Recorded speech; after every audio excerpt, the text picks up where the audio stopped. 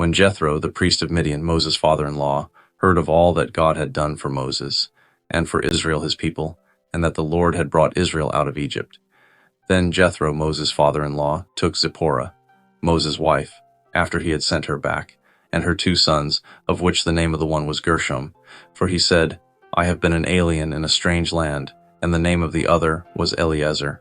For the God of my father, said he, was my help, and delivered me from the sword of Pharaoh. And Jethro, Moses' father-in-law, came with his sons and his wife to Moses into the wilderness, where he encamped at the mount of God. And he said to Moses, I, your father-in-law Jethro, am come to you, and your wife, and her 2 sons with her. And Moses went out to meet his father-in-law, and did obeisance, and kissed him. And they asked each other of their welfare, and they came into the tent. And Moses told his father-in-law all that the Lord had done to Pharaoh and to the Egyptians, for Israel's sake, and all the travail that had come on them by the way, and how the Lord delivered them. And Jethro rejoiced for all the goodness which the Lord had done to Israel, whom he had delivered out of the hand of the Egyptians. And Jethro said, Blessed be the Lord, who has delivered you out of the hand of the Egyptians, and out of the hand of Pharaoh, who has delivered the people from under the hand of the Egyptians. Now I know that the Lord is greater than all gods, for in the thing wherein they dealt proudly, he was above them. And Jethro, Moses' father-in-law, took a burnt offering and sacrifices for God. And Aaron came, and all the elders of Israel, to eat bread with Moses' father-in-law before God.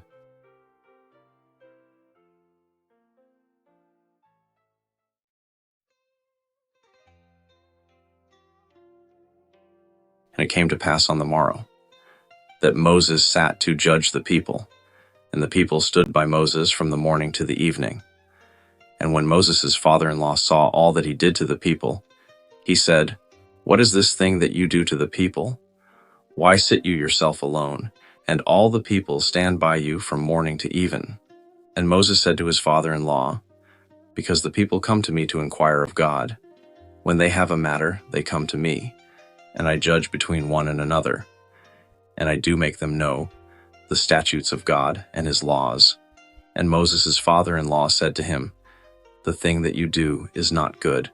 You will surely wear away, both you and this people that is with you, for this thing is too heavy for you. You are not able to perform it yourself alone.